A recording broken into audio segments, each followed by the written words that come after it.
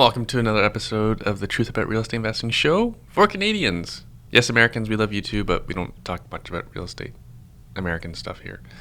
My name is Armancito, and I hope you're all enjoying your summer vacations. I know I am. I'm exhausted. I'm back for 2 days to produce these podcasts for you, our wonderful listeners and watchers on YouTube. Yes, we're on YouTube. Just you can look up Truth About Real Estate Investing on YouTube. For our kids, they had their first overnight camp experience in Muskoka, where the real estate market is just booming. Our kids had a great time, thank goodness, and have asked to do a full week of overnight camp next summer. This is the first time we've not had contact with our kids for a whopping 3 nights. It felt like an eternity for us.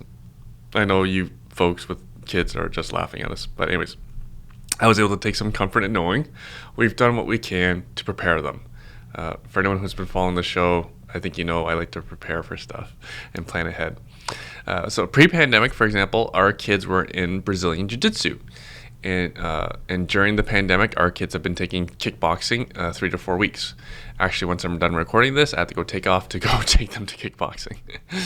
Learning self-defense in the martial arts world is what is called proactive first aid, to get ahead of one being hurt by a bully or someone you care about being hurt.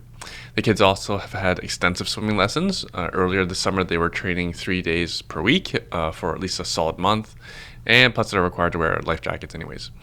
When we dropped our kids off, they didn't even look back. I wonder if anyone else's kids looked back, but ours did not. They walked off with complete strangers who are the camp counselors, and which was a weird experience for us. But when we picked up the kids, my son shared how he forgot about us. Great kid, huh? The camp is about 3 hours from home. So again, we like to prepare. So we stayed at a friend's cottage, which was less than 30 minutes away, in case we ever had to make an emergency pickup. While in cottage country, we're learning about the local real estate market. You know, it just always comes up in conversation, specifically Huntsville, which is 2.5 hours north of Toronto. Our friends are renting out their 3-bedroom, 2 full bath, renovated apartment in the upstairs of a duplex, and they're asking $3,000 inclusive. And they're getting tons of inquiries. Note, this is a house on a big lot backing onto a forest, not a lake. But again, anyways, the house across the street, it's a 3-bedroom, 1 bath, no basement. It has a sold sign in its lawn, and it's sold for just over $700,000 in just about 1 week, which was about above asking price. That house is also on a well and septic tank. Those who invested in cottage towns, especially before the pandemic, did extremely well during the pandemic. I do think there will be a bit of a pullback in the markets, but nothing crazy in the short term. Personally, I've lived in rural before. I've lived in the country before on 3 acres. It is beautiful and peaceful, but you're a long way from shopping and schools. And if you have kids, they'll be far from their school friends. You know, to each their own. It just wasn't for me. And also to compare that $3,000 rent for the upstairs of a duplex. We're having trouble. We're not having trouble, but it's been 3 weeks or so, and we have a 3-bedroom, 1 bath upstairs of our main floor, asking for $2,200. So they're getting significantly more rent from us when they're more than twice the distance from Toronto. Anyways, on to this week's show. This is how well planned some of our shows are. George and Jessie were on their way through town for a wedding. So they stopped in for a podcast. George's story I know. He's a pharmacist, lives and invests in big cash flowing properties in Belleville, Ontario, which is about 2 hours east of Toronto. Jessie, who I'm meeting for the first time, she shares with me that she started an online business following a passion of hers, which is including selling jewelry. It's jewelry for stuff for people that are just like her, share the same interests. And she started during the pandemic on Etsy and generated 6 figures of revenue in her first year. This year, she's looking to 10x. She might not 10x exactly, but she's going to like 6 or 7x after being inspired by Grant Cardone, our keynote speaker from the Wealth Hacker Conference. FYI, the Wealth Hacker Conference. The second will be in the fall of 2022. And like all sequels, we've had many lessons from the original. We've grown so much during this pandemic, and the Wealth Hacker Conference, the second, will be considerably better. If you're on my email list, you'll be informed when early bird tickets are available for the best seats and the best prices. If you're not on our email list, you can join the tens of thousands of Canadians who already are by signing up for at investortraining.ca if you're interested in real estate, and stockhackeracademy.ca if you're interested in, of course, stock hacking.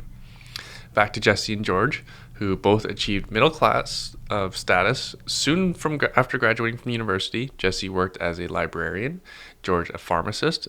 They bought and live in a big detached house with a big yard with plans of starting a family. But that wasn't enough for them. They started buying houses, and Jessie hated her dead-end career that came with a giant government pension, like they all do, for the life. She gave it all up for the life of an entrepreneur. George shares how they started investing in student rentals and have since pivoted to legal duplexes, and this is their story. Please enjoy the show.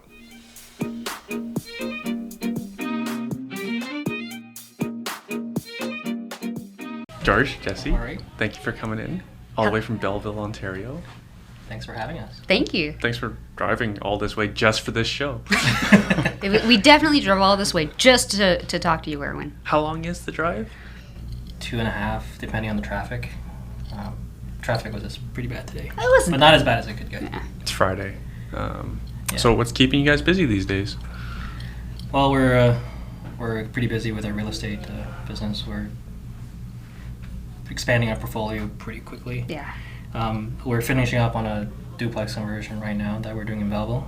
Probably should be finished by the end of this month, assuming the final inspection goes well with the inspector. And we got another one closing in September that we're going to be, it's already a duplex, we're just going to be doing some light renovations on it to make it livable. And that should only take a month, so we're currently in the looks for something that closes around November-ish for our fourth project of this year. Is that how you plan your real estate, as into like when you have availability? Well, some of the works full time. I try to avoid having two projects at once. Mm-hmm. Okay. I know there's people out there. I've met people who say they did 5 projects at once while they're working full time, but they're in jobs where they can pick up their phone at any time. They sit in an office. So those people have it easy. Okay, got it. Yeah, They get to sit down. They can take a call. Yeah. I work for 6 hours and I wouldn't even touch my phone. Maybe tell them what job you do. Yes. For people who don't know. I'm a pharmacist. I'm a community pharmacy. Not as busy as it gets, but quite busy. So I'm always doing something. Mm-hmm. There really isn't any free time to really pick up the phone and address anything on the spot. So if there's something was needing my attention immediately, I wouldn't be able to address it at any reasonable amount of time, really. And just the energy as well that it takes to do community pharmacy. You're standing for almost the entire shift. Sorry, can you define what community pharmacy? So just your regular pharmacy that you go to pick up your medications. Mm-hmm. So there's different pharmacists. Some people work in the hospital. Mm-hmm. There's usually a couple on each floor, and what they do is they look at the medications that are given to the patients, Mm-hmm. People who are inpatients. Mm-hmm. Then they make adjustments if they're necessary. And there's people who work in kind of outpatient clinics who work for, make recommendations to the doctors there, or if any medications need to be changed or doses that need to be changed. But community pharmacy is your regular Shoppers Drug Mart, Rexall, Pharmacy, things like that, where people drop off their prescriptions and we dispense them. But what a pharmacist does is when people think the pharmacist, they count the pills. And our job is mostly not very technical. We don't do much with our hands. It's more of using our brain. So we look at the prescription. One, we got to make sure it's correct. Like what prescription says has to match up to what we enter into the computer and also what's in the bottle.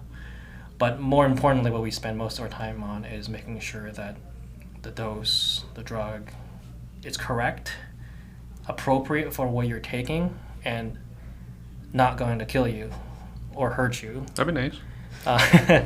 And also at the same time, can put in that consideration with your other conditions, other medications, making sure there's no interactions or anything to worry about. Mm-hmm. And then when you pick up your medications, if it's new, you've never had it before, or you have any questions about it, we talk to you about it, so you know what to expect and what to avoid, what side effects you might have. So it's very people-oriented, and it's a lot of brain power. It's not the other people in the pharmacy. They're the ones who are putting everything together. They're putting labels on the bottles. They're putting pills in the bottles. Right. But my role is mostly addressing, is this medication safe for this person? Is it going to hurt them? Is it going to work? Sometimes the doctors prescribe the dose too low for their weight, or things like that. There's times where people get prescribed. So doctors don't talk to. They really should communicate a little bit better to each other. And sometimes you go to a specialist and they prescribe something, and then the family doctor prescribes something else, but they don't really know what the other one prescribes. Sometimes they can prescribe the same thing twice or two different things from the same class without realizing it, and things like that. So we watch out for that. You're the expert in this field. That's why you have a job. Yeah. But it's very demanding in the sense it's not like healthcare professions where it's appointment based. Mm-hmm. People can walk up at any point and demand your attention despite whatever it is that you're working on, mm-hmm. and they don't understand why you can't address them immediately, right? If I'm getting a 5-page hospital discharge where someone's getting 6 new medications, if you have a question about if I should give my kid Advil or Tylenol, I can't do that right away. So there's that whole customer service aspect of it where it's not just I'm not just a healthcare professional. I'm also a customer service agent in a sense, and there can be a lot of strong emotions from people. That's definitely the part I dislike the most. The part where I use my brain, that's fine.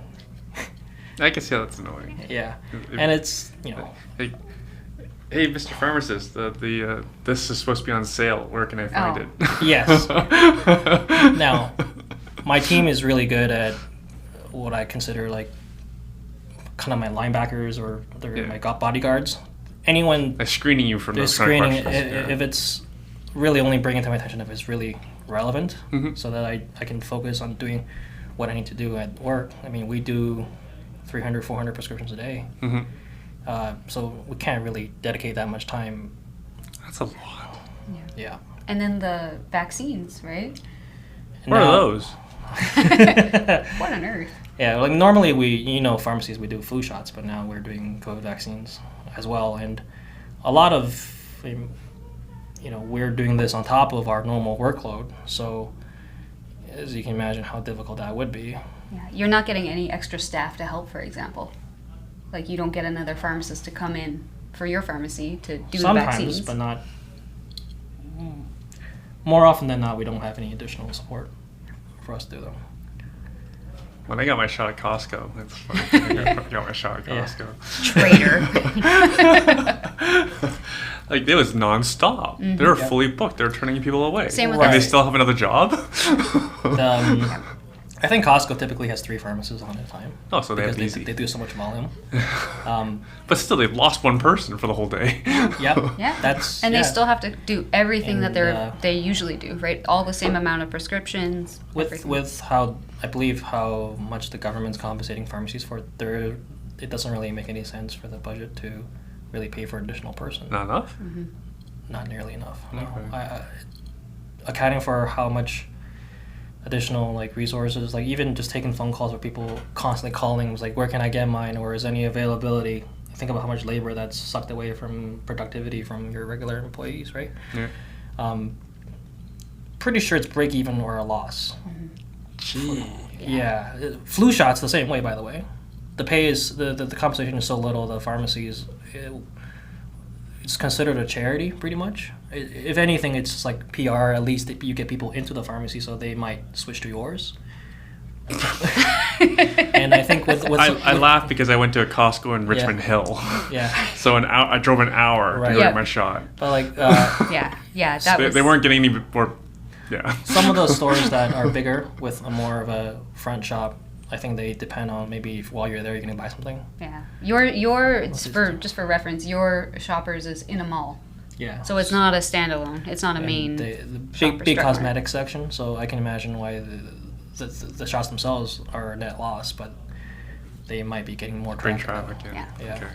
But that's from a financial standpoint, from the business standpoint, but from someone who works there, it's just just more work without really any more. We might get some backup here, but not enough for what we have to do. Mm-hmm. And really puts a lot of strain on getting things on time done within the unreasonable expectations that some people have. They think it's like McDonald's, we're lucky that we don't really drive-through is not a thing in Canada, pharmacies. But in the States, drive-through pharmacies are a thing. Almost every pharmacy in the States has a drive-through. So think about that. Yeah, you're not going to have much chance to talk to your pharmacist. Right, and how much time are we going to have to make sure the med's not going to kill you? Yeah. Yeah. And then one other thing is you don't get lunch breaks. You We don't get lunch breaks. We're exempt from lunch breaks. We're exempt from breaks in general. Mhm. I eat when I can. There's been many a day that I go to the mall, grab him some food from the food court, go, here you go, Yeah. Well, here's your lunch. we eat standing up. between people. So anyone who's interested in becoming a pharmacist, here's the reality of things. At least in community pharmacy. Pays great if you're willing to leave the GTA. Yeah. So if you want to get a head start in your real estate investing, this is probably the best way to do it. Yeah. One of the best ways, because how I describe pharmacy to people is, as long as you have a license, you can demand top dollar. The experience matters, but not that much. They're really looking for someone with a license who can sign off on these prescriptions and answer people's questions with reasonable customer service skills. But what the difference between someone with 20 years of experience versus someone who's a new grad isn't that big of a deal. So what that means is you command top dollar as soon as you graduate.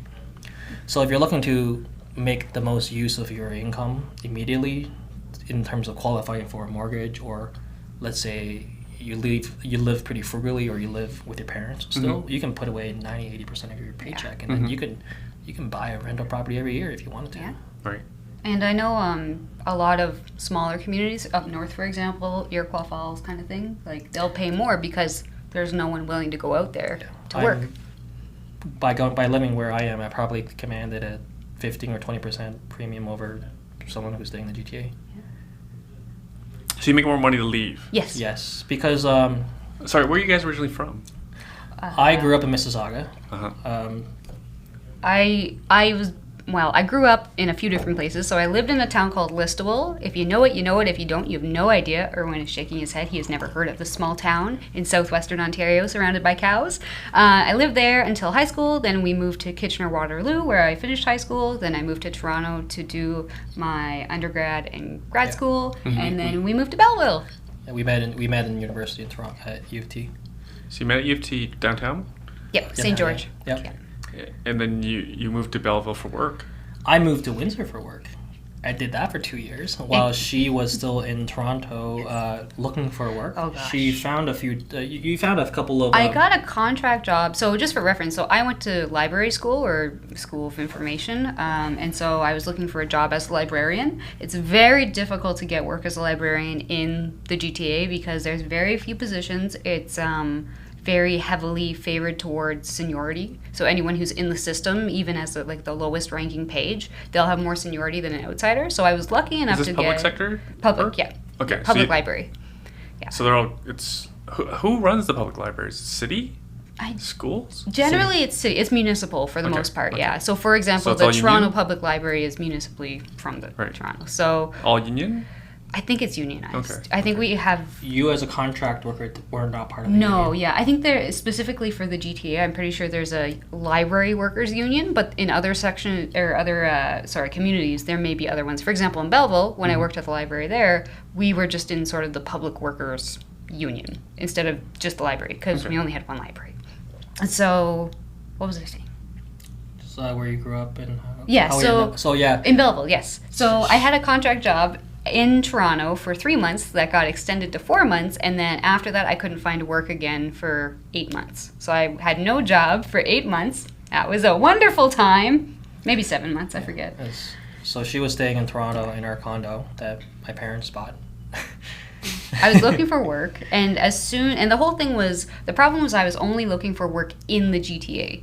And then as soon as I expanded my search beyond, I almost immediately found a job, and the job was in Belleville. I had never been to Belleville in my life, so we went to my job interview in August, and I got the job, and less than a month later, I had moved to Belleville.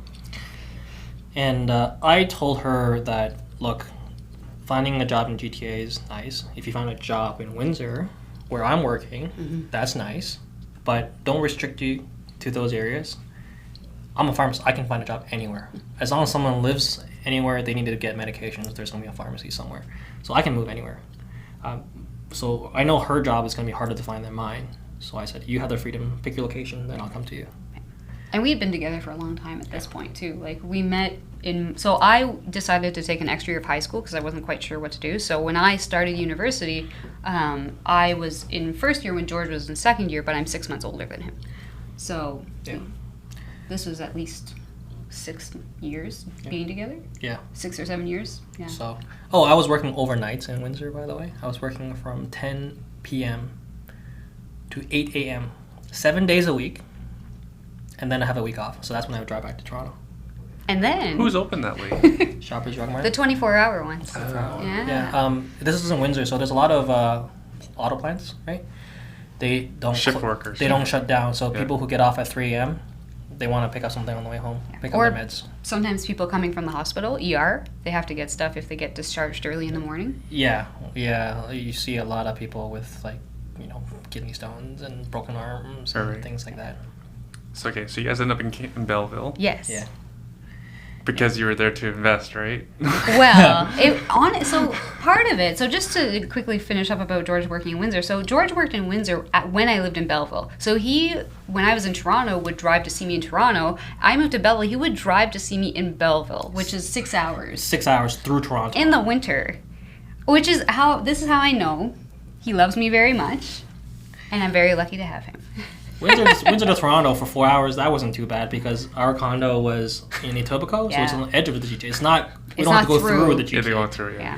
But going to Belleville, I had to go through the GTA. That's the part that sucked. But obviously, as soon as she got a job in Belleville, I started looking. And that was my first full-time salary position, permanent. I'd ever had benefits. I felt very grown up when that happened. Union? Yes. Yeah, union, yeah, everything. You're set. And then I quit 2 years later.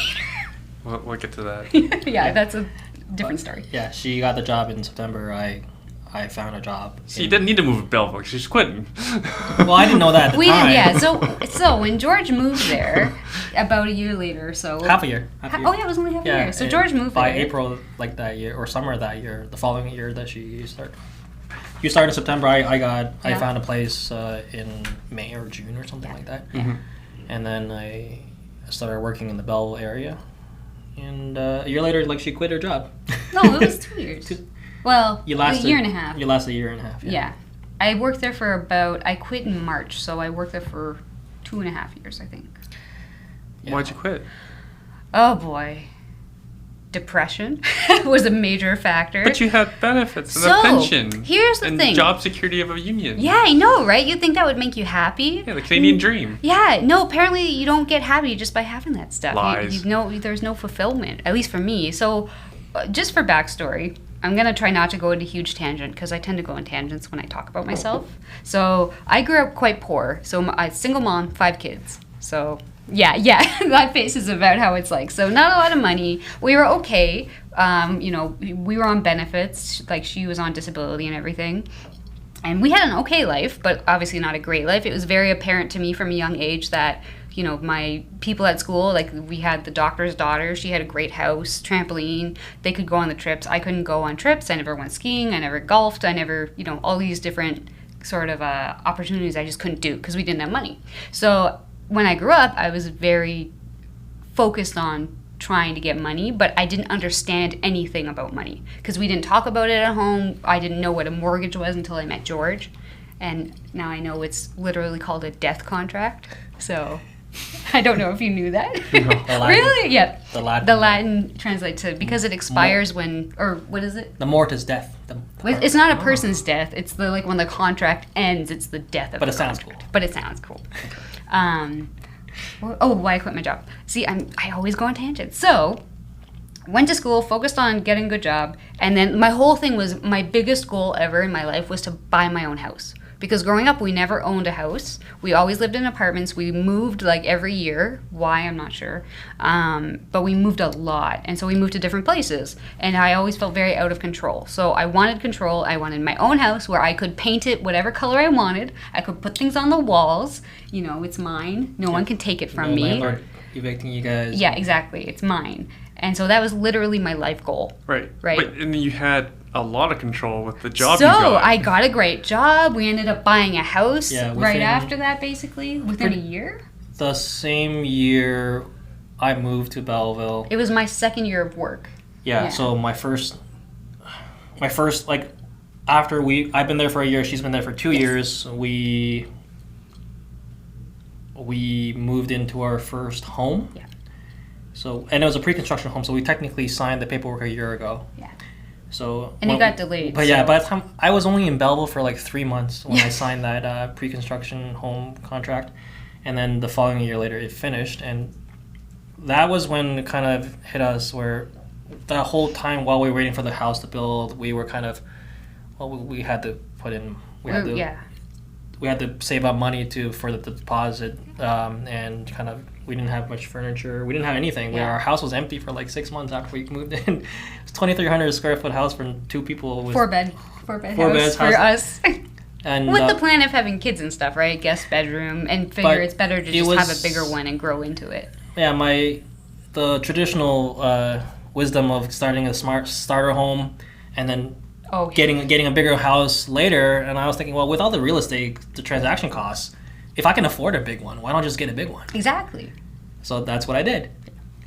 Yeah. So And we with- get the house. Yeah, with We thanks. have our great jobs. Both of us have good T4 incomes. We were the mortgage brokers, like the dream, right? Yeah. Yeah. So we got our house. Everything leading up to that was getting ready for the house. Yes, we are very focused on like this. And remember, this is my life dream happening at the age of what, 28? Yeah. Like So we got the house. It was great. And then we both got extremely depressed. 2 months later. Now, we got the house in October, so obviously, like, there's seasonal depression that kind of kicks in. But what I There's realized... drugs for that. I'm sorry. I know, I'm on them now. Thanks or not. No. So what we realized was, it wasn't this clear to me at that time, but what I've come to kind of frame it as is that I'm not the kind of person who likes to work a 9-to-5 job for someone else. I'm a business person. I never knew that about myself because there was no one in my family or any mentors around me that could, like a rich dad, poor dad situation. I just had the poor mom. I didn't have a rich mom, right? I just had one parent, and that was my only kind of perspective. And everyone else around us was poor. So we're not friends with rich people, Yeah. So I had no idea, but business is what I love. I would always be coming up with ideas for things. I would have tons of energy when I was thinking of, how can I solve this problem, like not even necessarily in terms of selling things specifically, just in terms of problem solving, creativity.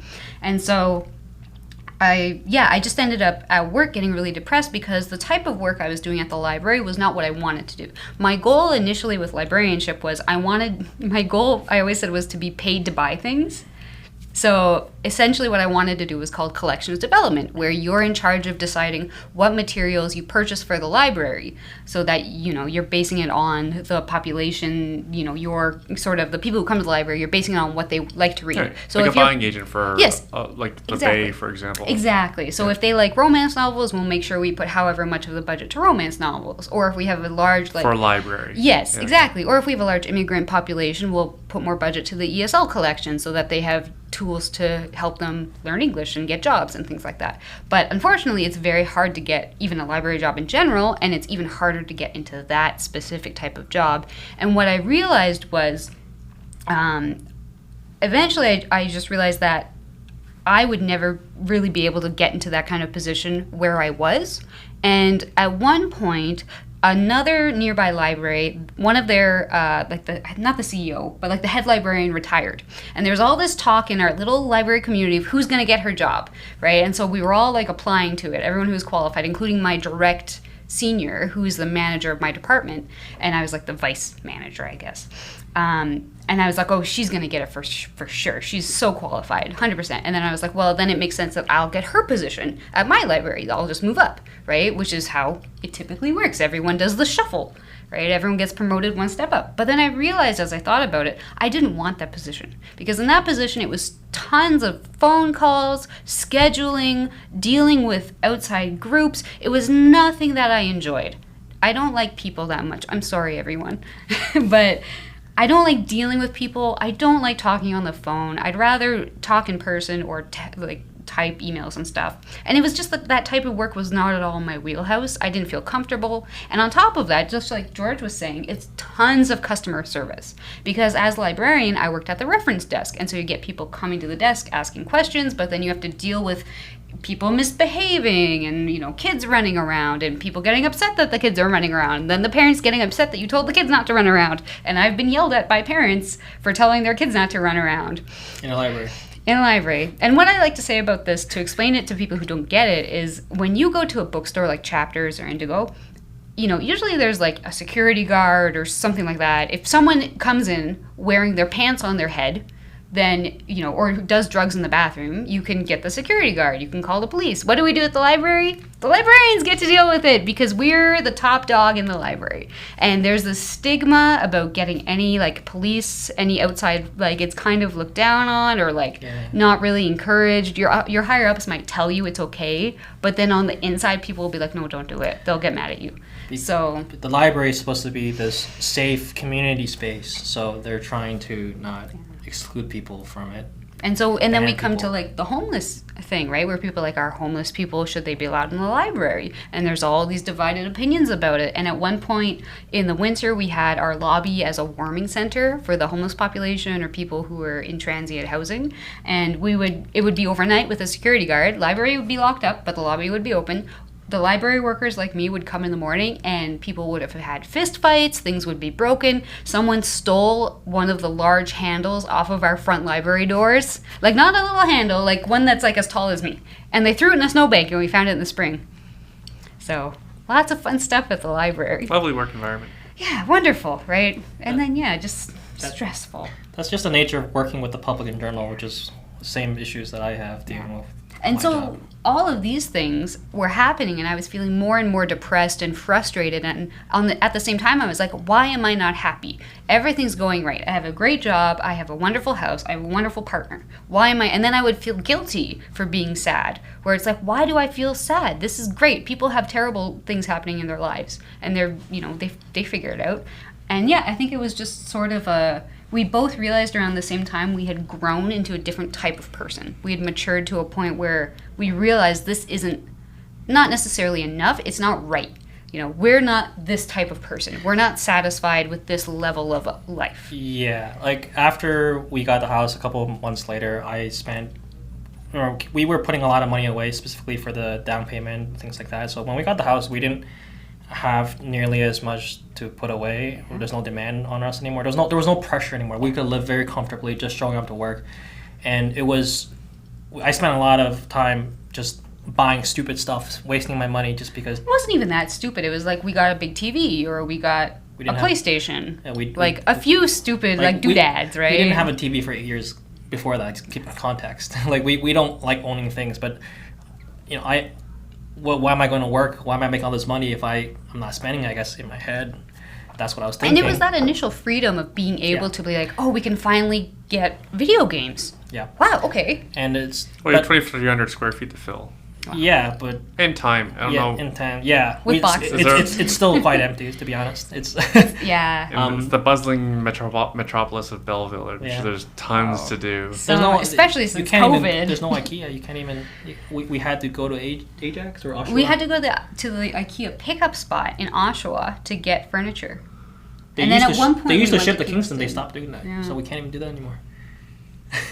But the idea was we got to the point where look, we've made the middle class dream in a sense, where nice house. You know, we could spend our money on luxury clothes and then luxury. You were thinking about cars. We were like we got to a point where like we could both technically finance a Porsche and we'd be okay. Like every year. Yeah, like multiple. So you guys got into small business and investing out of boredom? I think kind for of. me, that's what I tell people. Actually, it's I wanted something more. That's not the life I wanted to live. It wasn't. I always thought I was destined for something bigger, and just thinking of working in the same place, the same every day, to show up 9 to 5, and you know, living a comfortable life, but always there's also that risk of like if you lose your job, you lose everything crumbles underneath it. It feels like it's like a house built on one pillar. That's In business, we call it single point of failure. Yes, exactly. Right? So, for example, several of us, we have backup laptops. Yeah. Right? If someone loses a laptop, they lose a lot of their ability to work. That's why we have backups. This is why I need a second receipt printer. We'll get to that. If you think you need it, you probably need it. I'm telling you. Yeah. So, but what George is saying about like thinking about working the same place for another couple of years was another thing that I also 40 realized years. where I would look at my coworkers and some of them had worked there for 20, 30, 40 years and I would look at them and I would think without like They know you're looking at them? well no well I just like look around and I would think to myself, how did they do this every day for 30 years and they're so happy? Like they seemed great, they had great family, and I just was like, I can't even. And that was one of those first moments. It was as I was starting my second year of work. Because the first year of work, you're focused on like learning things, doing a good job. Honeymooning. And I'm very gung-ho about like, I want to do good. I want to be a good worker. It's part of my nature, I guess, is I want praise. So, you know, number 4 out of 5 kids want attention. So, but then after that, I would look at them and I would be like, how did they keep doing it? I'm not learning anything. It wasn't like I had constant growth. And like I said, the positions I could grow into, I wasn't interested in. So I would just think, I can't do this for... And I eventually just got so depressed, honestly, that I had to take a month of leave to kind of reevaluate what I wanted, started going to therapy and everything. And then I went back, and 3 days into going back, I knew. I was like, George, I can't. Your job put you into therapy? Well, I recommend therapy to everyone, no matter what they're going through, because it's nice to just have someone you just talk to, and you don't have to you don't, but I mean, like, you can tell everything about yourself. They're not allowed to tell people. Yeah, you talk to us. I just give her solutions, unfortunately. Oh, you do it all wrong. Oh, you're saying George is my therapist. Oh, see, I didn't even think that. Sorry. You can talk to him for free. Well, Right, you have benefits, never Yeah. mind. But if it's something with him, for example, like maybe there's something I don't. And the thing with therapy is that they're trained to understand how to get into those parts of your thinking and your behavior. This sounds creepy, but like maybe when you're talking, you don't realize something about yourself. You don't have that level of critical thinking to understand you're approaching this a certain way. They're seeing it from the outside, so they can say, wait, you just said this, and in our other sessions you've said this. I think maybe it might be something to do with this. You try a different framework. So sometimes, just the perspective. problematic thinking patterns and Yes. things like that. Exactly. But yeah, we got our house in October. By December, we were like, "This is what are we doing with our lives?" Pretty much, and we were both like very poor mood, and she said, "Let's go to Chapters." And cheer ourselves up. Maybe buy some cute notebooks. Buy a nice calendar. We wanted to buy a nice calendar. Therapy. Yeah. Right? And we were there, and George doesn't read. I'm not a big reader. Okay, I went to library school and I have an English degree. I read a lot. So I was like, fine, we'll go to Chapters, but I don't know what I'm gonna buy. I guess the last time that my parents forced me to go to the bookstore to buy a book, because when I first came to Canada, my reading and writing skills were really bad. You came to Canada when you were 8, right? Yeah. So, but like even when I was like, by the time I was 12, 13, I still couldn't write at all, very good at all. And you have no siblings. Yeah. So you had no one to even practice with. So my teacher recommended that I read more books and so I can get better language skills. And my parents brought me to a bookstore to buy books, and it's like I don't like any of these books. All the chapter books. The book that I bought was Search Engine Optimization for Dummies, and I bought this when I was 14 years old. And I like that book a lot. That's the basis of how her business started. I helped her with that. I've reaped the rewards of this book. I don't like reading fiction. It's boring. Someone else's story. I don't care. You can't write stories. If it's nonfiction, it's something I had to learn from, something that applies to me. I don't want to read about how castles are built if I'm not going to build a castle myself. But when I was at that day in December, she found some cute notebooks and a calendar. I couldn't find anything to buy, so we were waiting in line to cash out. And then there's that editor's pick section in front of the chapters. And there was this Asian dude on the cover. And I was like, who is this guy? Don't tell them the title. See if they can guess. You don't see Asian people on book covers too often. Right. Think a little paperback, right? Small paperback, older Asian man on the cover. Guess who it is? Not Robert Kiyosaki? Yeah! It was Rich Dad Poor Dad. Yeah. It was Rich So Dad Poor Dad. I picked it up. I was like, what's this book about? Rich Dad Poor Dad. Yeah. I read the back. I was like, well, this sounds interesting. And we came in with the intention to buy at least one thing. So And I told you ahead of time, I was like, I want you to read more because it'll be good for you for speaking and everything, right? Jessie knows everything. So that was, we bought that book and we read through that book in like 2 days. Yeah. And that was just our gateway drug to investing in general. Yeah. I would read to him at night. It was fun. What were your takeaways from it? I mean, we are where we are now. Well, the takeaway from that was to acquire cash flowing assets and not to depend on job income, employment income, focus on essentially building up your assets so that you don't need to work anymore. If you want to, if this makes you fulfilling, but it's too risky to just have one source of income. Mm-hmm. And then there's the tax advantages and things like that of spending. You can spend your expenses before you get taxed versus when you have a job, you get taxed first and then you can spend, right? Mm-hmm. Things like that. They just open a whole new world. Just the concept of instead of trading your time for money. Because I grew up with a middle class mindset where my parents, their whole upbringing was get the right education so you can maximize how much you get per hour. That was my upbringing. And the concept of instead of trading my time for money, of acquiring assets that just generates money on its own without me, whether I'm there or not, whether I participate or not, it just generates that money. That idea of that blew my mind. I never even thought about it. So as soon as I read just that pause it right there. We as investors, we often get vilified in the media for being landlords. Oh, yeah. Right? But like you mentioned, the tax implications of being someone who owns an asset, right? All the tax laws favor those who own rental properties. Yeah. And the government has given us a basically zero interest rate environment.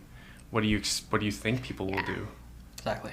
Yeah, I think the vilification of landlords, this is obviously a larger topic, but I think a lot of it has to do with people who don't own property, right? Obviously, me growing up poor, this was how I felt. I thought money was terrible. I thought it shouldn't exist. I had no education on it, right? No one in my family, like my mom's friends, they didn't know anything about money either. So for me growing up, it was like, we don't have enough money. Money's awful. People who are rich, like, they don't get it. But they've been hoarding it all. That's the thing. It's that lack of understanding and education about finances, about money, about how things like owning property work. And then compounded is that need as a person with lack, when you don't have things, in order to protect your sort of sense of self and to not feel bad about yourself all the time, you need to have a villain, right? So there's the us versus them. There's the other. And for us, the easiest other is the rich people, because I can see them, I can see their fancy cars, their big houses. I can say, it's like a what's it called, sour grapes, where you need to apply blame somewhere. Yes, to exactly. Someone? So then you don't feel bad, because otherwise, like, think of my mom, for example. Mom, I hope you're not listening to this. No one listens to this. Only us.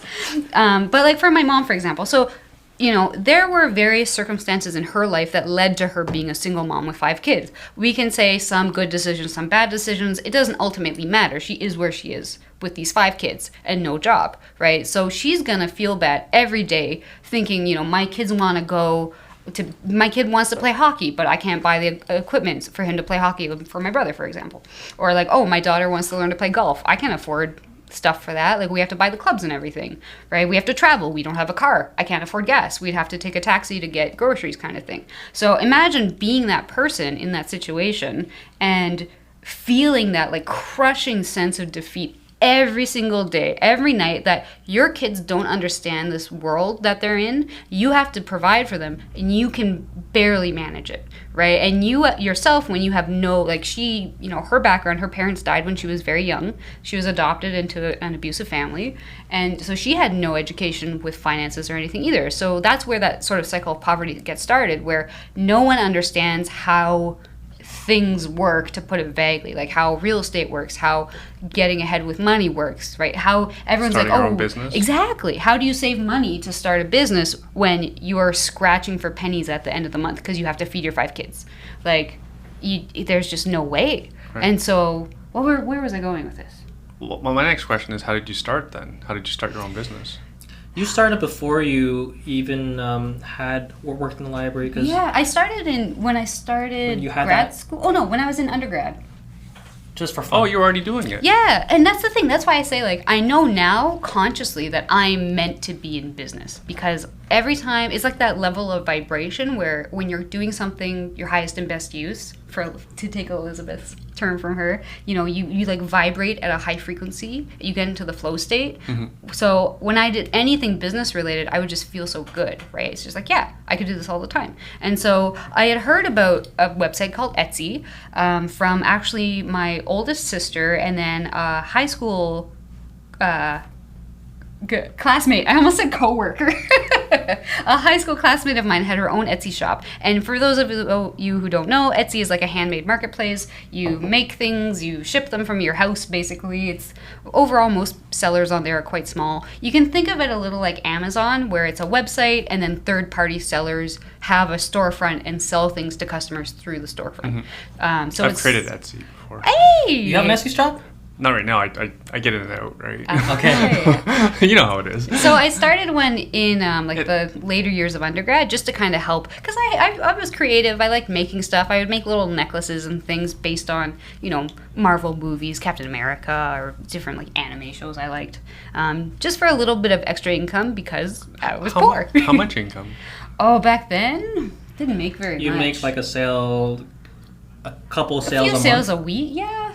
Like, I did okay. Well- Like I think my best year I did maybe 15K in a year, well, maybe. you didn't know. But it was never a main thing. It was always a very side, like I didn't put much effort into it. But as I was working on it, as I was going to school and like working jobs to actually get proper income, like I would always think like I want to spend more time on this. I'm so interested in it. I want to expand it. I want to think about new products. And that was how I kind of got that first like the touch of the business, Right. like desire of like, oh, I could do this, I could do that. And my mind started kind of going crazy with all these thoughts of like, oh, there's so many ways you can expand, right? Sorry, 1 second. 15K as a hobby side Well, that was hustle like is the pretty second or good. third A year. year? I think I don't have the stats on hand, but Even if something it's like 10K, that. So that's that- very good yeah. for a hobby side hustle. Revenue. That was revenue, yeah. So in the Right. end, like I made maybe 5K, but it was clear Still, that like that's a- I could, without putting effort, it became clear to me that if I did put a lot of effort, I could grow it a lot. And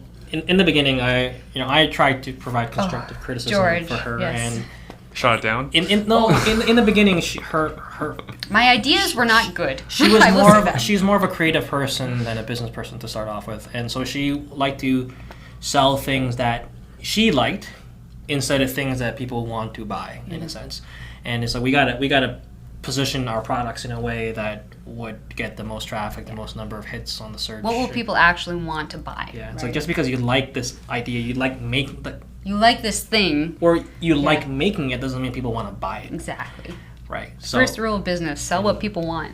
and that's when we really pushed a little bit harder on that in that break when you had no employment. Yes, yeah. She's like, well, if you So moving into the future now, so I still had my sort of side little Etsy that I'd kept going through all this time. And then, yeah, when I had my month of leave from work for mental health.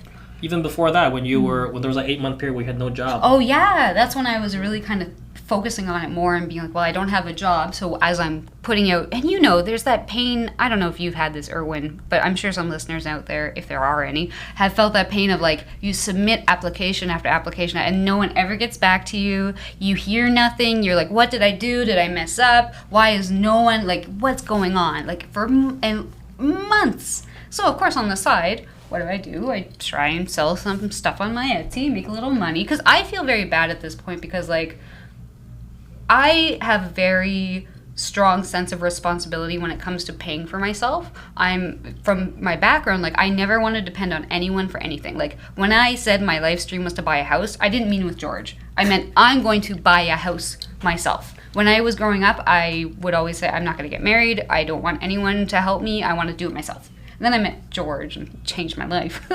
How dare you? So. Ruin the plan. Jeez. Yeah. So yes, Etsy store. Yes, so I had that one. And then motoring on forward now to when I had my actual mental health leave from my library job. So now we're in Belleville. And I took that month off, and I kind of had been looking at stuff online and thinking maybe I should focus more on my Etsy, but obviously it's a little hard with copyright related items like this is inspired by Captain America. Like, you can sell that stuff, but you can't really grow a business like that because you're going to get shut down. Your items are going to get copyright strikes, and We did get I got a couple of copyright strikes. I had like someone from like Lord of the Rings franchise reached out to me and said, hey, I'm sorry you can't sell this. I was like, okay, that's fine. And sometimes on Etsy, there's like automatic takedowns if people submit infringement claims. And so at this point, I'm like, this obviously isn't going to be anything big enough to make an income. And I knew at this point, I was like, I need to think of something that's not my library job to make income because I don't like it. I need something else. And I was so lost at that point. Like, this sounds so dramatic, but I didn't know what to do because my entire identity up until this point was I'm a librarian. It was like when I was in school, I would say I'm a librarian in training. And then I changed my Instagram. I'm like, I'm officially a librarian. And then I was like, oh, being a librarian is not very fun, at least for me. Depends on where you are. Wow. Yeah, it was. So my whole identity just kind of like got shattered. And I was like, who am I? Like, as a person, like, what do? I have my house. I'm not happy. What's wrong with me? Nothing was wrong with me. I wasn't doing the right things for myself. So George told me about this little thing called dropshipping.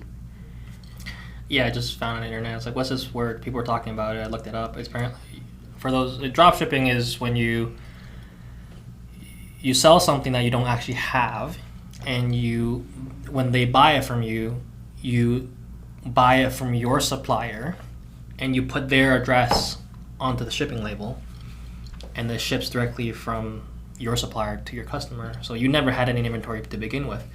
So I came across this concept. I watched some YouTube videos on it, and I thought, hey, this is really cool. This is really interesting. You know, and this is back when it was at the height of where people were talking about dropshipping a lot. And I was like, maybe you should give this a try. You know, you have a background in making things look appealing for people to sell. You know how you got a pretty creative background. You know how to make websites look good. Well, why not try setting up a drop shipping store? I don't think it was even that so much as you kind of told me about it, and then you went to work, and I was on leave, so I had nothing to do all day. Right. The point was like rest, take time to yourself, figure out what you kind of want to do, and excuse me, sorry. And yeah, so I just looked it up, went online, watched tons of YouTube videos, found all these informational like articles and things, and George came home like 2 days later. He came home in between. He wasn't out for 2 days. But like a couple days later, after he came home from work, I was like, George, I want to do dropshipping. I was so like, I had never been so excited. And at that vibrational level, that's what I was feeling the whole time I was learning about it. I was like, George, I got to do this. I'm going to start a store. I'm going to open my Shopify. It's going to be amazing. I'm going to sell these things in this niche. And we sold cat lamps. I should have brought one. Excuse me? I'm sure you've seen this cat lamp. It's a lamp that's round. It's a shape of a cat. It's silicone, and it's battery charged. And if you smack it, it lights up. It's cute. It's a cute toy. Yeah. I should brought one. I'll show me a picture. I'll bring one next time. I can show you. But we in the beginning, her store that she started, but she's likes anime. And I like stuff. weeb stuff. So I don't know if you know what a weeb is. Sorry, I keep forgetting you're old. Like, you're old. Sorry. I'm not used to being around people who are like older than me. She likes Japanese culture, like anime and like things nerdy stuff, like cutesy kind of. So she started her store selling cute kawaii products. We drove dropship like cutesenpai.com. It's no longer active. So like cute notebooks, cute pens, and things like that. It's but one of our products was Okay. It's Okay, so it's like a blobby looking cat. Yeah, and it Yeah. squishes, and It so looks almost like an emoji. yeah, exactly. yeah. So we started selling these products, but that was really the main mover. And then the whole concept of dropshipping is you gotta push the Facebook ads, push the Instagram, ads, Facebook, get the impulse buys.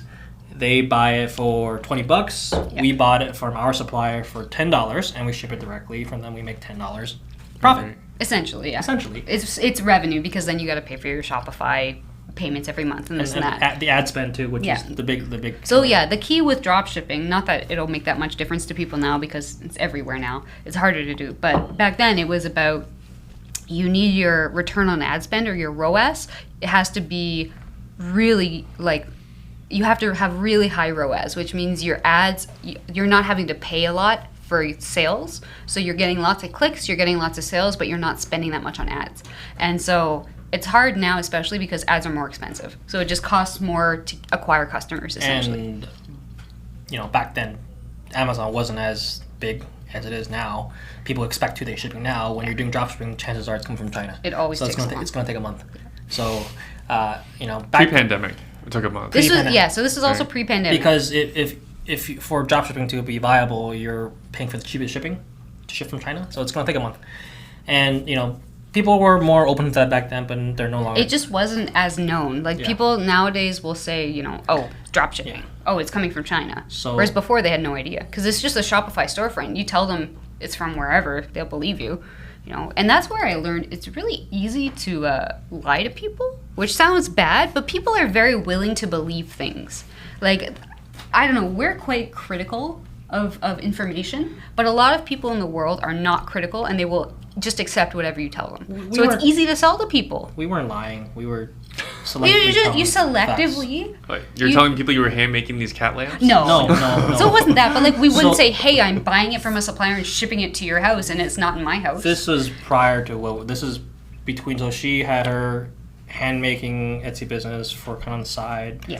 And then we were going full throttle on this dropshipping business, and through the way we really learned how to properly market a product to get an impulse purchase, how to take the right photos. She took a course on from a very prominent dropshipper. King Kong, rest in peace. Yeah, He passed away, unfortunately. But he was one of the top dropshipper guys, and really in terms of how to present your product listing in a way that's incredibly desirable. Business psychology, like sales psychology. It wasn't even like he had a step-by-step how to do the Shopify backend stuff, but it was more about like what product do you want to sell to people? How do you sell products to people? Like it just on that higher level of thinking, fascinating. And that's what I love best about business is thinking about why do people buy things? Where should you position your products, like physically or online, online or things like that. So can you share how well the business is done? So that one we ran for a year and a bit. Yeah, so we weren't. When we at the peak of it, we were breaking even, doing a little bit better than that. We did okay. We make $10 per product that we sell because we sell for $20. We buy them for 10, but a lot of times the ads don't perform as well as we like, and the ROAS. Return on ad spend was $10. Yeah. So we're breaking even at that point. I would make my money from the sale, but I'd have to spend all the money on the ads. So I was doing all the work for free. Right. So essentially, by the end of the time I decided to kind of close up shop on it, I realized we didn't make any money, but for a new business, in the first year to not lose money is a big deal. And we got massive. We learned so much in the process. We essentially got it for free if you think about it. Yeah. Yeah, I learned a lot. Businesses that fail can, you lose a lot of money. Yeah. So then I closed. I think I actually closed the business later, but I essentially wound it down. The ads. Yeah, in spring of that year, spring summer, and then I went to Japan, which was awesome, and I got to work in Japan on my laptop selling my cat lamps. So that also was part of the dream of I want to be able to work from anywhere, right? So then came back, and then moving forward, I started an Etsy shop. Why did I start that Etsy shop? Well, going back to the basics where you knew how to make money with Etsy, but now you have all this knowledge from how to properly market your products, how to take good photos, how to make the keywords. The SEO. Yeah, everything. making so that we can just get more traffic. We started a completely separate store. Yes. And we did a research on how to ship things, and we started a new store where we got products that we buy the components from, because with drop shipping you learn how to source your products from Asia as well. So we got components for parts, and then we made handmade products. Yeah. So like I'm wearing this necklace right now where it's like a chain with like a little locket charm on it, and the locket actually opens. Well, the locket, you can't hand make that unless I'm not a metalsmith.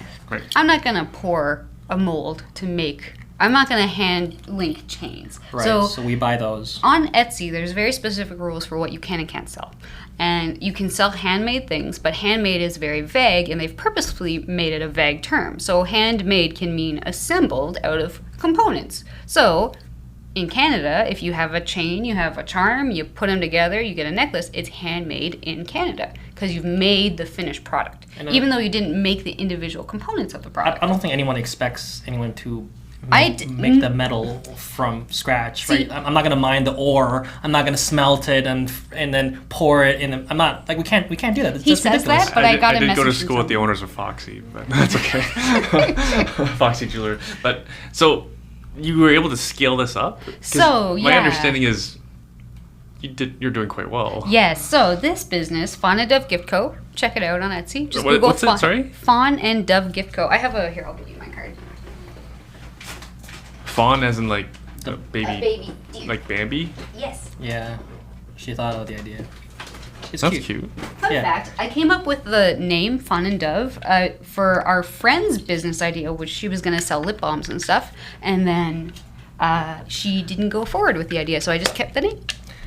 And we sell products that are intended to be cheap, affordable gifts, because we found that we realized that people don't necessarily buy things for themselves a lot, but they're willing to go emotionally spend, impulse buy for other people. Yeah, let me explain this a little more in depth, because when we opened Fawn and Dove Gift Co., we had a very specific psychology behind it. So my previous Etsy shop that I had run through school, it was jewelry that I would hand stamp metal bracelets and things like that. So it was a similar idea, or charm on a chain necklaces. Similar idea, but obviously all the copyright stuff. So this was saying, okay, let's make things more generic, just kind of nice, cute things, find cute charms, find things that look nice, stick them together. As I put it, I make products for normies, normal people. Not so specific, right? Just you would see it in for example, we have Claire's. I don't know if you know the store Claire's. It's girls' jewelry, right? Yeah. Your daughter might like that She's stuff. too young for that. Yeah, it's true. Yeah, it's kind of more the tweenish. Don't even know the last time she went to a mall.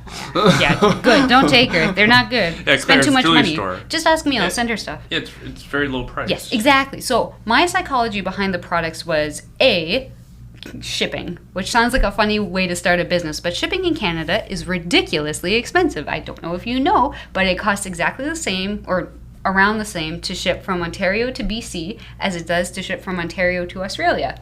And I learned that from my first Etsy shop. So we found out since then that there's something magical called oversized letter mail.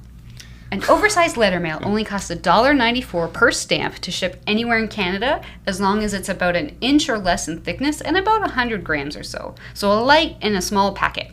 Yes. Right? And so with $2, unfortunately you have to pay tax on stamps, which I think is ridiculous, but with $2 you can ship anywhere in Canada. So that completely cut down the shipping prices. So we wanted to make sure that the items we made are not too expensive, because this is also January 1st, 2020 was the day we opened the store.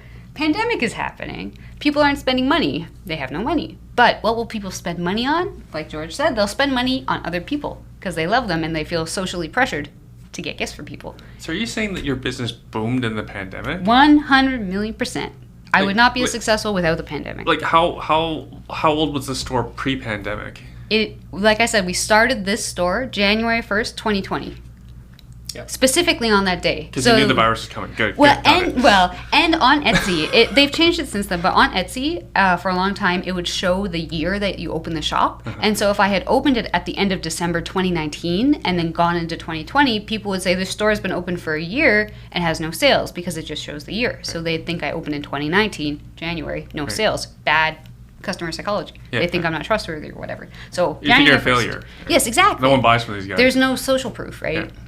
So we opened the store, and then because of the pandemic, a few things happened. So like I said, people will buy for other people. They'll buy gifts because they still want people to think they love them. And they want to ship it to them. And they can't see them. That's the other thing. So they'll ship it directly to them. And then because of the pandemic, more people are moving to online shopping in general, including people who've never shopped online. Older people, people who just aren't used to it. So we get this whole new wave of online consumers that are now suddenly being exposed to the marketplace. And guess what? Guess one of the very few people is that has free shipping in Canada. It's me! Because most people don't, because it's crazy expensive. So I get all these Canadian customers. And then even the Americans, so for my U.S. customers, it's a $5.50 Canadian flat fee. Unless they spend $35 or more on an order, then they get free shipping. So the idea is to up the order. So our main target was the Canadians because we browsed and we found that most people that are willing to ship to Canada will charge $20 for shipping, or $15-$20, right? Like, so if you're buying a $10 item, you don't want to pay $15 in shipping. That just hurts my soul. Well, and that's customer psychology too, is when you buy something and you have to have it shipped, you go to your cart, and this is what I learned from dropshipping, right? You buy a $10 item, you go to the cart, it says you have to pay $10 in shipping. They say that's as much as the item, I'm not buying it. You buy a $15 item, you go to the cart, you have to pay $5 in shipping. Oh, maybe. You buy a $20 item, free shipping, buy it, because there's only one barrier. When you're selling to people, you need as few barriers as possible. So the shipping fee is a barrier, right? The first barrier is the item, the cost, and then the second barrier is the shipping. But if you get them over the cost and they're willing to purchase it, and they just go straight to checkout without needing to pay any more money, there's no stop. So the impulse just goes. There's no logic to stop them, to stop the impulse. So. And this has been a sizable business for you. Yes, so how did you do today, well, let me get my first year stats. Last year. So last year total, we did $93,000 in revenue, and that was about 5,600 sales, or orders, I should say. And our conversion rate for 2020 was 4.8% overall. Which is pretty good from an online store standpoint. For a first year in a business. Yeah. No. And then so far this year, let's see, it's loading.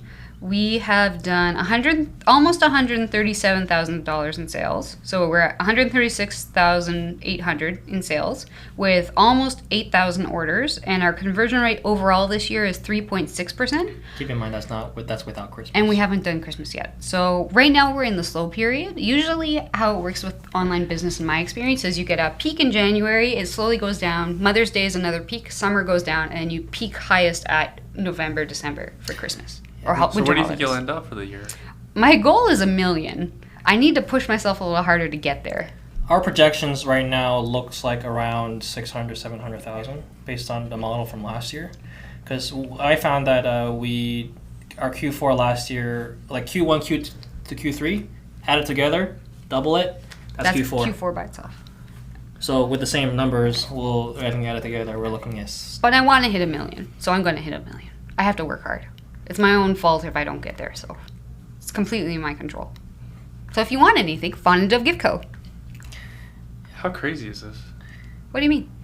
As crazy Do you know as how I many people am. I've spoken to about like starting Amazon businesses? And they don't do it?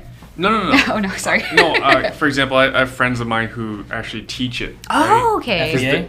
FBA? Yeah, but Amazon style, and they're really successful, right? Yeah. I think I think a bad month for them is like 300,000. Yeah. Right, and they teach this to other people. But my understanding is it's gotten harder. Yes. And I don't think I know anyone who started in the last 2-3 years pulling in these kind of numbers. And I don't know anyone doing it on Etsy. There are very few people at this level on Etsy because it's just less well known. Like a friend of mine exited his business. He was an 8-figure Amazon business. Nice. And he sold it, and he's very happy with his timing. Yeah, this is a good time. Yeah. Right. Oh, I think he sold it a year or two ago. Yeah, I was going to say if he did it in the last year. Yeah. Yeah. Well, he could have made more money, but he's very happy with what It's better to sell at the high point than to maybe past the high point. Yeah, exactly. Because things can change. To Amazon can change their rules anytime, right? So is that the key? That you're not on Amazon? Well, no, Etsy's, you have to follow Etsy's rules too. Yeah, there's rules to everything. With Amazon, like obviously the numbers will be higher because the things that you sell are just going to cost more, right? If you sell, well, like do you know what they sold on Amazon? Like one of my friends sells like products for hotels that they need. I don't know specifics. What would you think? Like the average. A lot of these people are pretty private about what they sell. Yeah, exactly. For obvious you reasons. don't share it because people will come after you. Because that's the crazy part of the business is, and again, this I don't know if you both heard it when I was sharing on the show. The show is about how to make money, right? Real estate predominantly because it's just pretty high effectiveness. Yeah, exactly. Right? I mean, the ROI on real estate's like 50% sometimes or more. But I enjoy talking about. Well, heck, I don't think I've ever had anyone talk about Etsy. And you're actually being successful doing it. I wouldn't talk about it if I wasn't successful. Unless I had some amazing failure story to be like, hey, don't do this. It was a bad idea. Don't become a librarian. You won't make any money. $25 an hour, baby. But this is crazy. Yeah. I was as surprised as you were when we did that first year. But then this year. Well. We had to scale up very quickly. The first thing we did was we bought... So this is where my job, like at the pharmacy, we have label printers to label your bottles. So I know what the most reliable label printer is because we do. So that's how you contribute. Good job, George. Yeah, well, it's great. We're a perfect combination in every way. Before this, when we were doing like 10 orders a day, we were hand printing like the Avery labels to ship. From my printer, which is like 5 years old. Manually load them every time. Gotta smack it sometimes to make it go. And we bought this label printer. $700. The top of the line. And we were only doing 10 orders a day max. Like we were doing like maybe $100 a day. Like we weren't really sure. I think this was like August. Yeah, we weren't really sure this is what we were. A good use of our money because we could hand print 10 labels. That's not a problem. Yeah. But when we hit Christmas, we were so happy we had it because every day now I'm so happy because I get an average of 30-ish orders a day generally right now. So. And you're doing it by hand yourself, or you have a team? You're skilled at It's mostly you have a me. warehouse? George helps. This year, I'm definitely going to hire help for packing and picking because it just takes too long to do everything. Good Lord, you're running this kind of revenue just yourself? I mean, I have my ways. I helped with the workflow and the systems because what I realized was that her business is very similar to my job. Is there's lots of different items. We have over 200 items now, I think. Where do you store them? In the house? Well, they're tiny. Each product is tiny. I'll find a photo. Each product is like this small. We have little baskets. Sorry, for the listener, it's like a centimeter. Oh, yes. If you follow me on Instagram, I'll tell you my Instagram at the end. I have to spell it for you, but you'll be able to find little pictures. Dainty gifts. Like, think about it. And then we just put them in little like Ziploc bags, dime bags. And then we put them into baskets, and we just pick. We put SKUs on them so we can pick. I think this is the best picture I have. But those blue things in the back.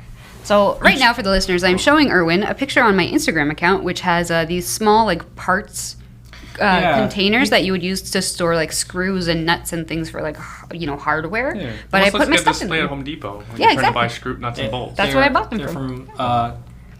From Canadian Tire. They're meant to store screws and stuff. We use them to store our inventory. And then each little drawer has a label for the SKU. Mm-hmm. And then on Etsy, you can input a SKU for each listing. Mm-hmm. So then when someone buys it, you just look at the SKU, and then you go and pick it from the drawer.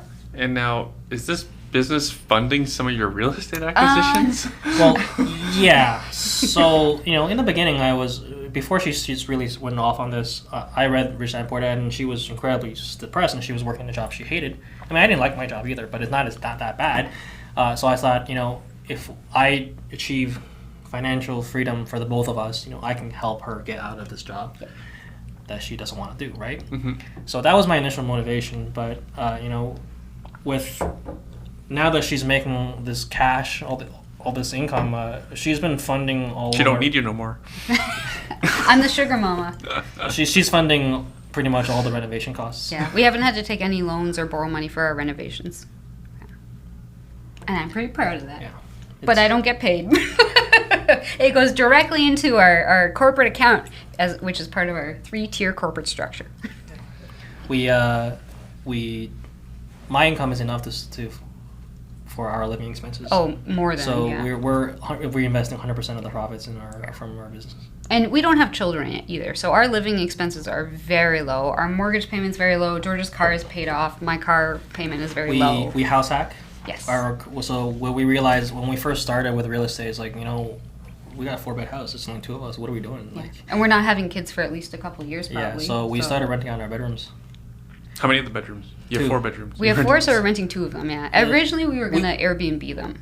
We actually did put them on Airbnb. We furnished them nicely. We put nice decor, took nice photos, put on Airbnb. But this was in 2020. Before COVID. We put them up in like January, Like and 2 months by before. March, it was like this is not happening. Right? We can't do it. Yeah. So we pivoted to long-term room rentals. Mm-hmm. But what went well for us was that we had these beautiful photos. Yeah. And I thought, Yeah. I said, I'm just gonna try to break the record for the most expensive room rental ever in Belleville. And remember, this is Belleville 2020, so things are not crazy expensive in terms of purchasing, renting, etc. At this point. So Well, you're like the peak of the fear. yeah. Yeah. of Oh, the exactly. pandemic. Yeah. But I had these beautiful photos. Like someone out there has to. Well, I'm gonna try. It doesn't cost me anything to put it on Facebook Marketplace, right? And So we also knew that there was a high demand for sort of like workers in the area who just need like a 1-bed apartment or bachelor apartment because they just are coming for construction projects and then leaving. So they're just temporary workers. They may not even need a year. Yeah. They need something more flexible. So I put it up for $800 a month. And what do you think a room rental would typically go for at that time? 600 at most back then. Yeah. And we found someone like in a week. Yeah. How was that experience? Amazing. Amazing. But we're very picky. Obviously, because it's our house, even with the Airbnb Well, idea at first, I was like, I don't know. What I've realized is that by pricing it so high, we actually selected our applicants for us. The only people who would apply are the people who we want anyways. We also had a sort of a bonus in terms of our house is in a newer subdivision where we're halfway between Trenton and Belleville. So you can't get to our subdivision unless you have a car. You can't just walk there. So people who can't afford a car, for example, can't really get to our house. So you have to have a job. You have to kind of be a little bit better off working, And right? at that point, we've already been real estate investing for a while. We had a student rental that had 8 units in it. So Moira House. we were very experienced in screening tenants. Yes. And Yeah. So What else do you have? So that was our first investment. We bought we were looking for, so back in 2019 is when we first started. It was in Belleville. I learned started off learning about how to calculate cash flow and things like that. I analyzed the market, and I was surprised to find literally everything cash flows. Yeah. Everything cash flows. You didn't even have to try. Good old Belleville. But I didn't want to buy some of the places. There were a lot of rundown properties. So I found this property that was it's a big Victorian that was used as a kind of a halfway house or transitional housing for people coming out of prison or illegally, things like by that. the way. Yeah. But so I had a bunch of rooms in it, and MLS is like it's almost legal. Oh yeah, by all almost means. legalized is Almost- what the listing said. It's almost finished the legalization process. So I as put- in we haven't tried. Well, I put in an offer saying with conditions that you finish whatever work you have left, because on the listing they said it's almost done. Yeah. So I said, upon closing, you have everything legalized, and they agreed to it. Except they didn't realize how much work there is from terms of fire separation to have an 8-unit They rooming had house no idea. legalized. They did not know what they were doing. Yeah. Like full fire separation between all the rooms And and, it's an self-closing doors. 8-bedroom house, so there's like a 1-bed kind of separated unit. I don't actually know what they did do, but they had to do it. It cost them like $30,000-$40,000, I think. They asked us for money after like everything had been like signed. They asked us for $5,000, and I laughed Because they didn't realize how much expensive it was going to be. They had to get an engineer, consult, and everything. And minor variance too. we put the condition that they pay for all of it in our offer, and then we had an escape clause just for us that was, what was it? It was, I don't know why they accepted this offer, to be honest. It was that the seller is to complete all the work required to meet the requirements for 8-bedroom rooming house, and pass us the approval letter from the city, and at their own expense, and everything is conditional upon our final walkthrough, like the day before closing. Our personal satisfaction. No, like, official. Like, if we didn't like it, we could walk. Like discretion. Yeah. Well, they probably would want you to walk at that point. Probably just keep it. But also for Sell for more money. This property had been on the market for a few months at this point. Because it was a weird one, big. A lot of stigma. There's people fighting. It was drug famous in use. the area for, like, what it was called Jessie's house. We didn't know that when we looked at it the first time, and then we found out. Same spelling as my name. Yeah, so, but we took that room, we thought that place, we got it, we did it as a student rental because there's a local college in Belleville called Loyalist College. And at that time, there was a big boom of international students. 99% of them, I would say, are from India. Yeah. And so with community colleges, people from the local area, they usually commute. They don't need a place to live. Yeah. But these international students, they have to live in Belleville. And that was the year they decided, for some reason, to double their intake of international students. And they had a massive housing shortage for the students. Their residence was full, and every single bedroom that existed in Belleville was pretty much taken by these international students. The school literally put Facebook ads trying to convince people to rent out their bedrooms. They would contact. Is that how you found out about it? Well, no, but I knew this. So I knew this coming up to it. Yeah. But that. Loyalist isn't that far from our house either, We passed by it for go to work, and in Belleville, small community, you just learn things by being around. So that year, so my entire house was international students. 8 bedrooms. The rooms were small. They're quite small, but I charged reasonably low prices for it. But there's 8 of them, so technically it's 7 on one side. Yeah. And then one of them is actually it's got its own kitchen, part. own bathroom, with its own entrance. So it's really a 1-bed apartment and then another unit that's a 7-bedroom rooming house. Imagine trying to get insurance on this. It was terrible. It costs a lot of money. Only one person would insure us. This was our first real estate project. Yeah, first real estate. We never done real estate before. Yeah. We never property managed before. So let's property manage Your dad ourselves. found it. You negotiated it pretty well. Yeah. It worked out. Yeah, my realtor's like, I can't believe they accepted it with these conditions. I think they were just desperate. Yeah. What did it cost you? Low 400s. Yeah. And what did you rent it for? Each room was average 600. Total income was just over $5,000 a month. Mm-hmm. Oh, cash flowed like crazy. Inclusive. Yeah, you can't. How do you divide 7 rooms into hydrometers, right? Yeah. You can't do it. And you have more of these too, right? You have other student rentals? No, see, that was my last student rental. First and last? We learned. We learned. It was. I'd call it jumping straight into the deep end. Instead of starting with a small single-family home or duplex. That's not how we do things in the Wang household. 8-unit rooming house, straight self-managing it. And I mean, that thing was a cash flow monster. We were cash flowing probably it was great. $2,000 a month. But why don't you keep going with these?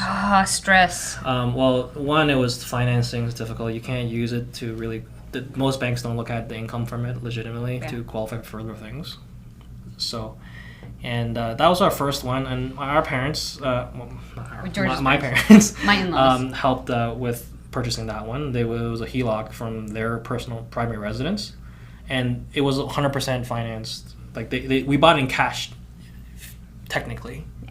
If you think about it. All liquid, yeah. Secured against their property. So it was technically bought with 100% loan value. And when we were looking for cash flow, I'm talking about including full payments to that loan.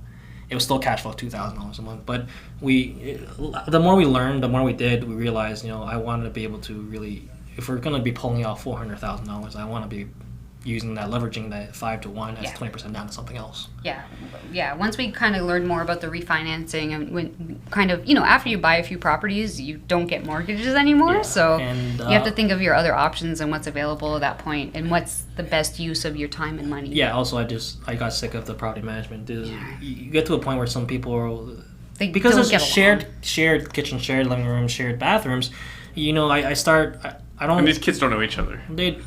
Some of them might, and then some of them don't. Might. They're from the same country. Yeah. Oh yeah. But then we had a couple just like when the Americans ask us, I know George from Canada. Do you know him? But it got to a point where it's that one Canadian. They would message me and say, someone stole my eggs, or they're they eating ate my food. It's like, that's not my job. If there's a fire, I'll come. Don't call me unless there's a fire. Call the fire department. And they're young, right? Like newer, they don't get. A lot of them are 18, from India. They don't. Even not quite mature. And this is why you pivoted to duplexing. It sounds like. Yes, and then after that, we bought a triplex that had existing tenants. Oh, different, yeah. We don't. It's fine.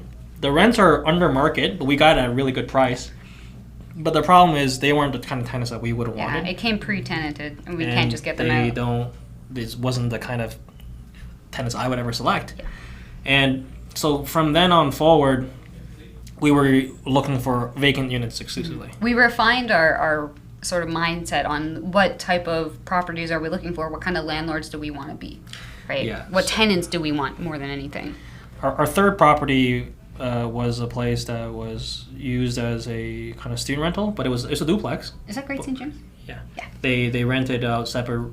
They rented the rooms, but it was a legal duplex, and that was the middle of COVID. So a lot of the students were planning to go back to the country. They weren't planning. It was going online, so they could be an international student while still being in India or staying with their extended family in Brampton. And this was an issue with Moira at the big rooming house where we were starting to get fewer people because they just weren't coming back the next year. So we could look ahead and be like, you know what? There aren't going to be any students here that need to live somewhere. Yeah, exactly. So it was just harder to find people. So we decided to sell our student rental. The first one? Yeah. Okay. Because I didn't want to deal with the property management anymore. And we wanted the cash. We had a few vacancies that we couldn't fill at that point. Not that we couldn't fill, but we couldn't fill with people that I wanted to be in there. Yeah, and too much effort and just the amount of kind of problems we'd already had. It wasn't, like I said, we kind of knew what type of tenant we wanted, and that wasn't it. And it's about more than cash flow. Yes, exactly. Yes. The book, title of Julie Broad's book. Was it pain in the ass? Adjusted ROI wasn't high enough. Yeah, the return on grief wasn't there. Return on grief, I love it. But since then, we've bought a couple of duplexes that were vacant on possession. I want you to tell them about what we bought Great St. James for. So Great St. James is this third one. Yeah, it was the middle of COVID. They were whoever was owned it, they were scared that the housing market was going to crash. And I believe they had one of their family friends renting it, and then they were renting out the other rooms to other international students. So school was ending, they were all leaving, they were scared the housing market crashed, so they were listing it. This was May or June, April or May, and everyone was scared of COVID at that point. Everyone thought it was going to go down from there. So we saw it, we got it under contract for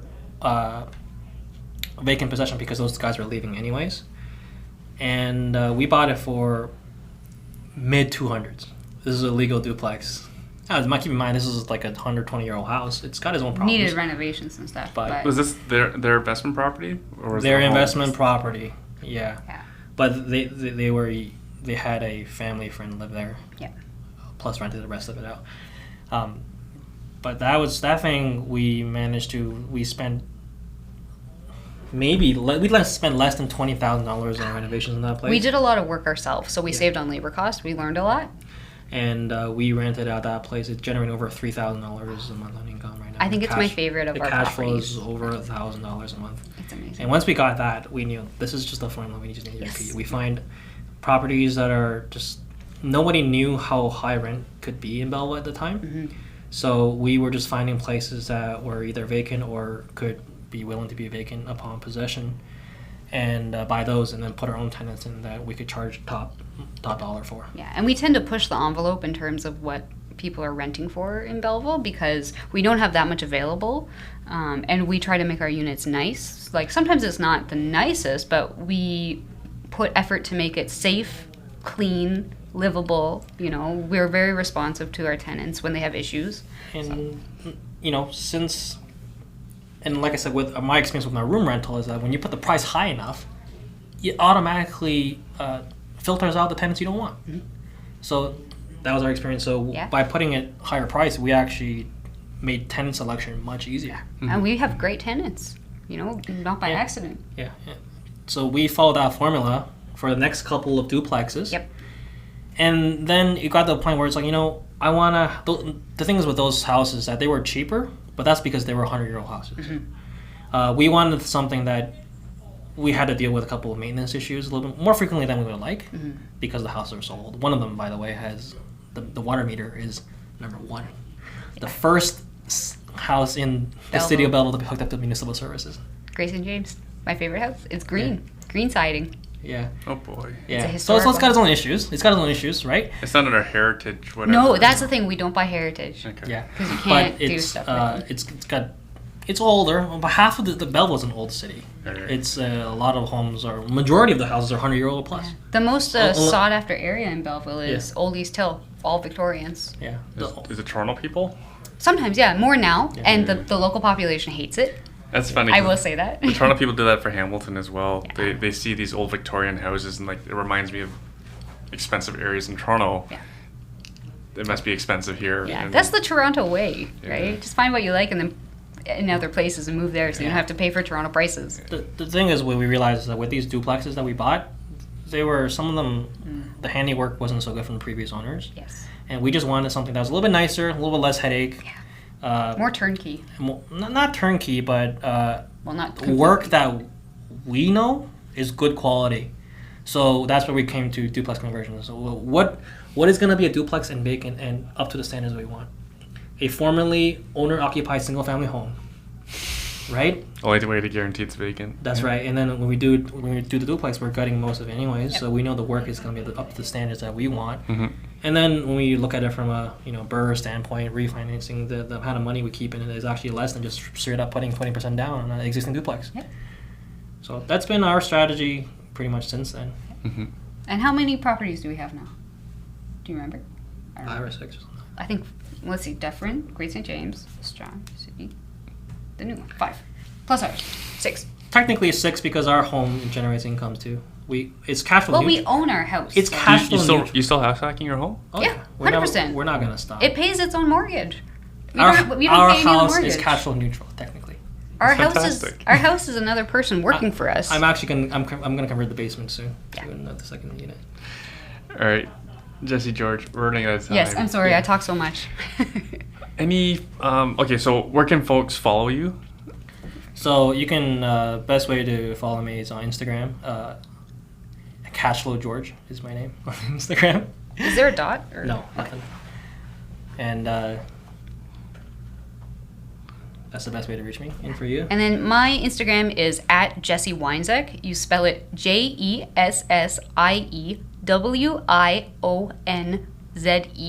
Jessiewionzek. Can you DM me or something? So Yes, I will send it to you. It's a hard to spell name. I apologize. Polish. If you follow George, you'll be able to find me. Now, I always like to ask my guests to share any final thoughts with the listener. I would say if you're young and you don't like your job and like for me, the first week of me working full time, I knew I wanted to be out of it. I gave myself 7 years to do it, and next year that's the year. So that's how the plan's going. But if you have a plan, you want to make it happen. As long as you put your mind to it, and you're not willing to stop if there's challenges in the way. There's always a way around things. Mm-hmm. You can make it possible. It is possible. Yeah, 100%. And if you're creative, you can make a lot. Businesses make a lot more money than real estate in terms of raw cash flow. Yeah, business is short term. Not every business grows this quickly. Successful. Well, online businesses, you start with almost nothing. You could, we started off with maybe $500 worth of inventory, and then there we go. It depends. It depends on the type of business. Obviously, it depends on who your target market is for customers, things like that. And there's a lot of considerations. I think that what I realized was ultimately, trying to take my job income, saving a portion of that, and put in real estate, it's far too slow. If you can have a business that can just funnel you cash, I call it that she creates money from nothing, and I grow it, and that's our relationship, essentially. It's pretty cool. Yeah. And then I would say, I have so many things I could say. I didn't even talk about 10X at all. 10X is the reason why my business is so big. When we went to the Wealth Hacker conferences, thanks to Erwin. We didn't really know about Grant Cardone before that. And that's when we learned the whole concept. And she set her target to be 100,000 her first year. Initially, my target was 10,000 in revenue because my old business didn't do that much. And then we went to the conference that Erwin hosted, saw Grant Cardone speak, saw other amazing people like Marianne Gillespie, and I was like, you know what, George, let's do 100,000. Why not? And then we had to make all of our decisions 10x, right? I have to have this much inventory if I want to sell this much. So, but I would say being wealthy is not a bad thing. Like we were talking about at the beginning, lots of people vilify landlords. A lot of people will look down on you when you start to make money, when you start talking about money. I have strained relationships with a lot of my friends and my family because I am very focused on business and money, and they don't like to talk about it because it's a very uncomfortable subject. When you don't have money, you don't talk about money because it makes you upset. There's nothing good about money when you don't have it. But when you have money, everything's great. So don't be afraid to have those conversations with people. Don't be afraid to be yourself completely genuinely. If you love making money, that's good because there's a reason behind it. Most people don't like money just because it's money. They like it because of what it brings them. For me, my goal is to completely independently take care of myself, to take care of my partner, to take care of our family when we have children, to purchase a home for my mom so that she doesn't have to worry about security or stability or her health ever again in her life, to provide for my family, my nephew, if he wants to go to school, to pay for him. And then beyond that, I really want to start a foundation for underprivileged children especially, to teach them about business, to give them the skills I wish I had had and the knowledge that, if I had been 10 years old, someone came into my life and said, hey, you can make this much money and buy yourself a Game Boy or whatever, right? You can buy or even if I was like 12 years old, someone came to me and said, hey, if you start a business, you can buy yourself a house, your mom a house. I'd be like, how? Tell me, teach me, right? And I always wished, as a kid, I would wish that someone would just reach out their hand just to help pull me up, not to give me things, to pull me up into their world and be like, hey, here's how it works. Mm-hmm. Here's how it's gonna, and then I was like, I will do all the work. You don't have to give me anything. Mm-hmm. Even if someone give me $5 and I'll invest it. But yeah, money's the best. Amazing. Thanks so much for coming in, guys. Thanks for having us. Sorry for talking for so long. It's not a problem.